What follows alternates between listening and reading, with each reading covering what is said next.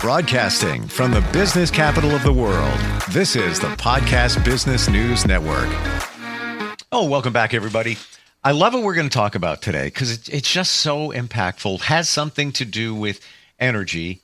It's my belief, and the belief of many others, including some dude named Einstein back in the day, that energy is everything.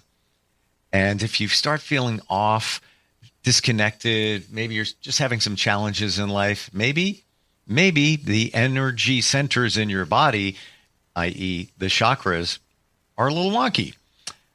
How do we get back onto balance? We're going to talk with somebody who is an amazing intimacy life coach, does body work, energy work, and all of that. Elaine Miles is back with us. How are you doing today? I'm doing great. Thanks, Steve. Yeah. Hey, good having you back here. And the whole chakra. You know what? Before we even start, for everybody, what is a chakra? Yeah, well, I have some diagrams that I think for the audience in Radio Land, I'm showing a diagram of circles that are along the spine. The first one sits at the tailbone. The second one is at the pubic bone area. The third is just above the navel. The fourth is at the center of the chest. The fifth is at the throat area. The sixth is at the forehead area. And the seventh is at the crown of the head, the top. The next diagram I want to show you really helps so you can see that each of these centers is not one-dimensional. They are, if you picture a tornado, vortexes of energy. They are constantly communicating with the outside world. So you have a vortex spinning from your tailbone down to the earth. You have vortexes spinning outward from the pubic area of your spine. You have vortexes that spin constantly from above your navel, your chest, the heart area, your throat, and your forehead, and the top of the head. That vortex spins upward. And now the third diagram, this is a depiction of blocked energy centers. So you can see how the vortexes are disformed. And what I'm showing to radio audience, these vortexes that ought to be spinning nicely and clear are actually in this diagram sometimes filled with darkness, and which depicts blockages. So to start off, it's great to have a mental picture. And if you get a chance to look them up online, I will say it's not easy to find a diagram that shows the vortexes because again, they are not one dimensional. We are energy, and we have centers that extend from our spine frontwards and backwards, filling our aura, constantly taking in the environment, our inner environment and our outer. So, and they can be weakened or they can be strengthened. Things that weaken them can be conflicts that you haven't resolved, and that can sit in a certain energy center. And we'll go through each center to you can see which conflict might be sitting in that center. Cultural programming, so the messages we receive also have an influence because it's that makes up our emotion, our emotional body, our mental body, what we think. Very big influences on the centers. They can be strengthened, though. If you delve into self-awareness, and as I said at the last session, if you find out what you believe and whether you really believe it and question the sources. So a journey into self-awareness is really required. Learning to go within. Again, we're not taught that in our culture. It's not shown on the big screen. That's something to cultivate. And one form of going within is meditation. It doesn't have to be sitting still passively. I'm meditating right now. I'm in my heart. So therefore, I am in an active state of meditation. Wait a minute. I have to jump in here, and this all makes perfect sense until that point. You're meditating at this moment. At this moment, I am centered in my heart. That's what I'm centered with joy and gratitude. When you can center with joy and gratitude, you are in a more spacious place. And in that place, you are healing yourself. So you don't have to be sitting, as I said, quietly. You can maintain that. You might want to hone that skill quietly. But then once you've honed it, it took me several years. Now I can go there. And so, yes, I can maintain a state of expansion. And that's what meditation is. Some people might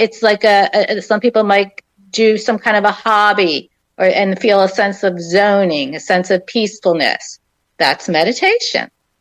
So, other things that can be strengthened: faith, forgiveness, self-expression. And we're going to get into these because the chakras each one indicates some of those. So the root chakra, that's your survival, your basic needs. Do you feel a sense of scarcity? Is there never enough? Or do you trust that abundance comes to you?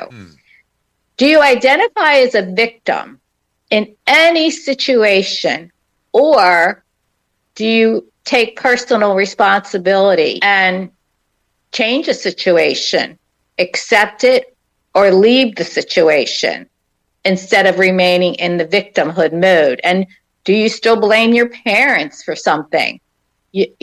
Anything where you're feeling like a victim will keep your base center blocked. And let me just say, the first three centers are based in the material world, so, more concerned with survival. But it's important that you work through these because you cannot rise up to the higher chakras, which are more of the spiritual dimension and the self-awareness and self-actualization. So that's why it's important to address the first three. So some of the disadvantages would be, being raised in poverty is a huge disadvantage. Poor role models. Some of us start out with, some huge disadvantages in life. Money worries. For example, my father, every night at dinner, he, once a week, he'd get out his checkbook and he'd be mentioning the bills. And he was distressed. And so I internalized that. And it was like, don't ask for money. There isn't enough, Sure. It's such a classic, too. Like, how many times did our parents say, money doesn't grow on trees. Don't waste that money. Be careful. And it's like a seed planted in your subconscious. Yes. And there's dozens of seeds that are planted in our subconscious. So one of the questions I might ask someone, because as I said, I do a holistic approach, and I would say, do you consider yourself well-grounded? Do you feel safe in the world? So the answers to these questions help me to determine whether they, still need to look at this. And then there's always, an intention when a person is healing. One of the intentions for this first chakra is I grow from a steady foundation. So we probably won't have time to go through all of them. So very quickly, the second one is your creative life force, your sexual energy. All creativity is actually sexual energy. It all comes from this chakra. It really doesn't have anything to do with your libido. It has to do with your spontaneity, your vitality. Are you stagnated, or do you have a zest for life? Again, disadvantages can be overbearing and critical parents. Also, a lack of validation. Growing up, you were not recognized, you were not validated. So I would question, how would you rate your ability to feel and express emotions? And, most of us have a hard time with this because it's not modeled anywhere, really. And the intention is I honor myself before honoring others. So important, that last point you just brought up. It really is. Yeah, I know. I hate to say them so quickly because each of them is a source of wisdom. And when you're doing a meditation, you come into the spaciousness, then you set your intentions, and that's when they're likely to be honored because you're not coming from your ego. You've stepped aside from that. Now you're in a higher place.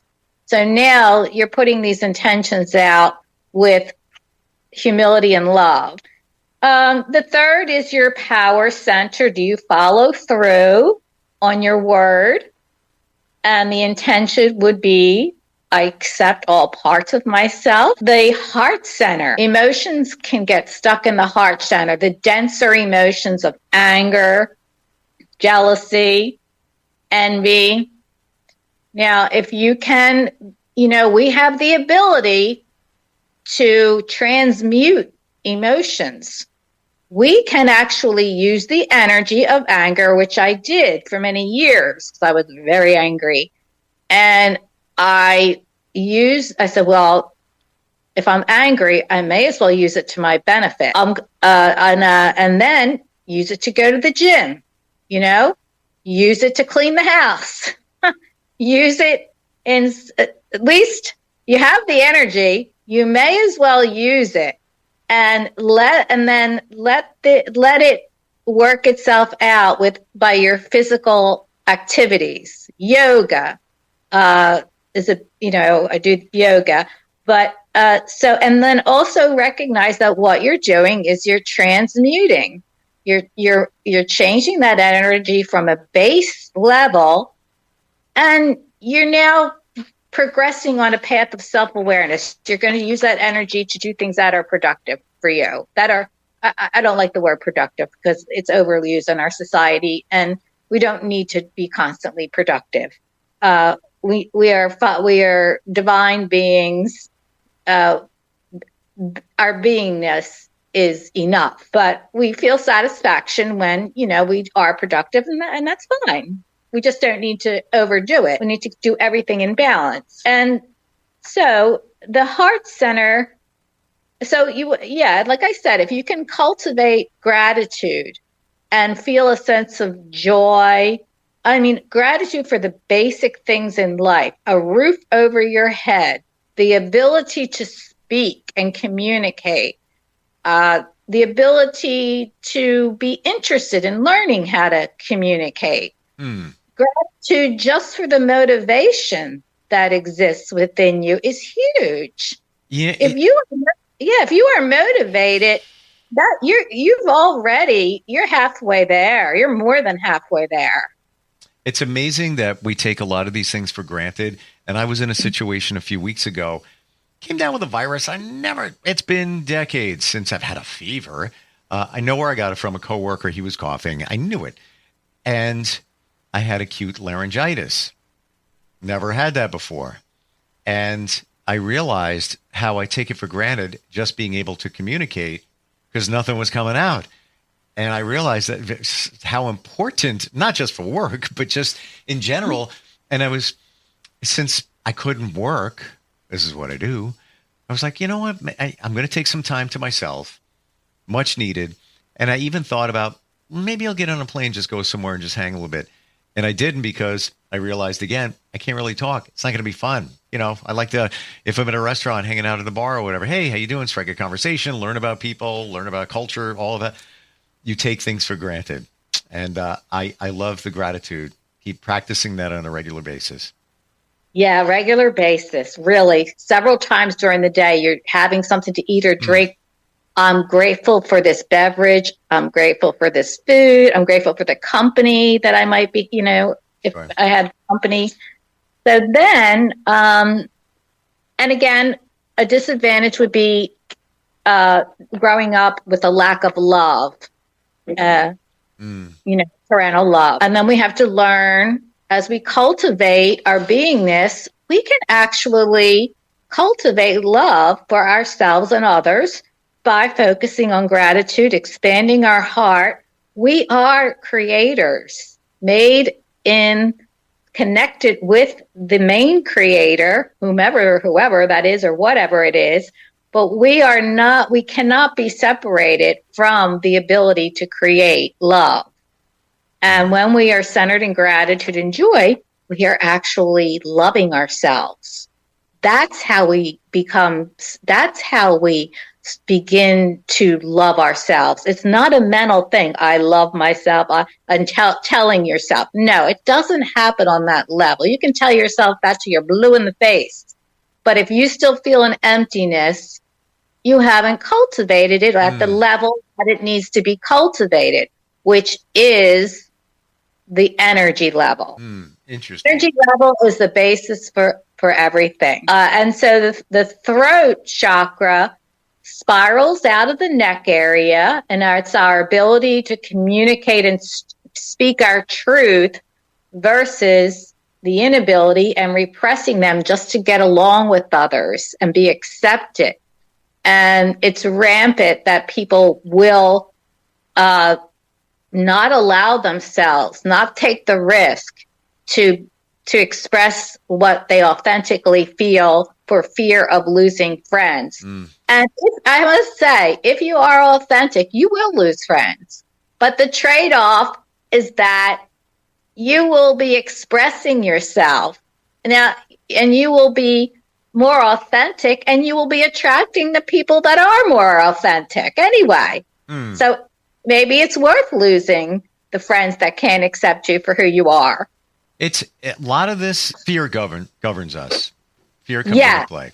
Yes. Oh, for sure. Fear lives in the base chakra. Now, fear, just like anger, if you use it to get motivated, it can be very helpful, but we do vacillate in and out of different states. We don't live, no one lives in perfect gratitude. That's not possible as a human being. We're here to experience all these contrasts. But we can recognize when we're feeling fearful, and we can use that recognition and then, find something or just sit with it and allow it. See, this is the thing. We've been taught to run from feelings that don't feel good, rather than just they're going to go away, take a walk, that kind of thing. They will leave you. Take a nap. Be very gentle with yourself, but just know that feelings and emotions are always going to come and go, and it doesn't mean that. And when we get caught up, when is this going to end? That's when we can get ourselves into trouble. That's when we can begin spiraling in our minds, in our mental head, and that's where we want to learn. We have to really learn how to manage our minds. And a couple of resources I've just put on my website today are excellent resources to listen to on YouTube to help you learn how to do just that, manage your mental, what's going on mentally, the constant chatter, things like that, sure. The inferior thoughts. So then and I have a case study to share with you. I've seen many clients over the years who are in marriages, have been in them for 25, 30 years. They're no longer, they're more like friendships at this point, and so someone came to me and he said, he was going to see escorts. His marriage, he was no longer active in the physical intimacy area. His wife, they had gone to marital therapy. She wasn't following through on the agreements she made to put more emphasis on that area as a couple. And so what I said to him was, and this is my advice for many people, but most people don't take it. I will say, it's time to speak your truth. And so he was one person who actually did tell his wife that he wanted to leave the marriage. And he didn't need to tell her about the escorts, but he did. And so he did get an apartment. Things were a mess. He was texting me, oh my gosh, she's told everybody this and that. And I said, look, you're speaking your truth. Life is messy when we go through changes. Well, in his case, now he was prepared to move on and get an apartment and separate and file for divorce. But then she had a change of heart, and she came to him in all sincerity and said, really, I'm going to change.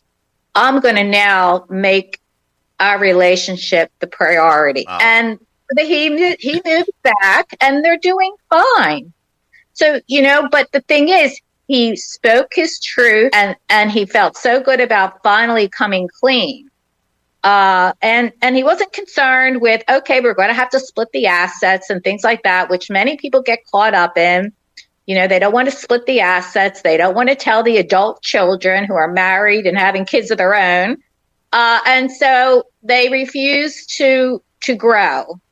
So I just wanted to throw that example out there.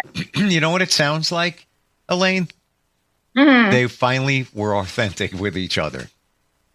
Yes. It was a great thing. For years they had been hiding who they were from one another.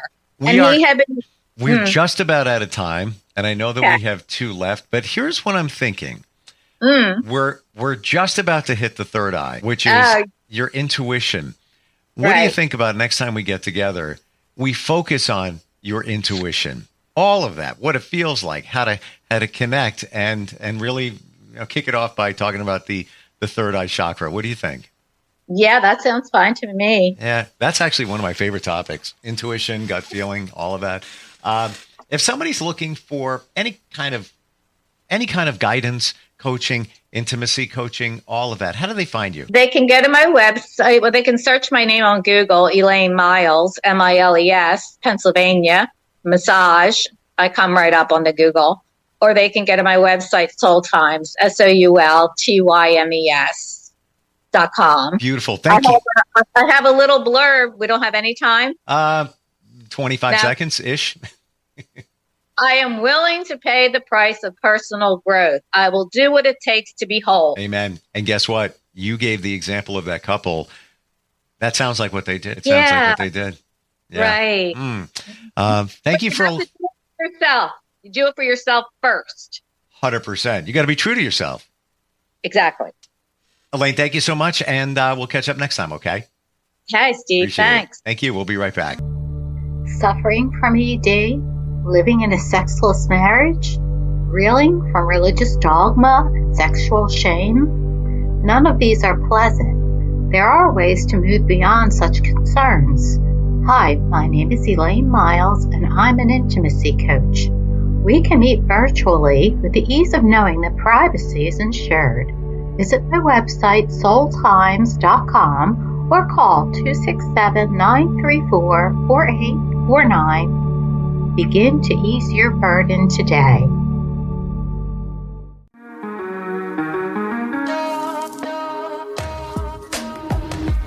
Broadcasting from the business capital of the world, this is the Podcast Business News Network. What I know about courage, I learned from my adoptive mom. She said sometimes you just gotta hold on and know we'll get through this. Mom, we are so high up. Hold my hand. No, you hold my hand. Here we go. Learn about adopting a teen from foster care. You can't imagine the reward. Visit adoptuskids.org to find out more. I learned patience from my adoptive dad. All he had to say was, "Hey, you got this. Just breathe." Hey, we're pretty good. Yeah. Might have to start a band. I got it. Learn about adopting a teen from foster care. You can't imagine the reward. Visit adoptuskids.org to find out more. This message is brought to you by Adopt US Kids, the U.S. Department of Health and Human Services, and the Ad Council.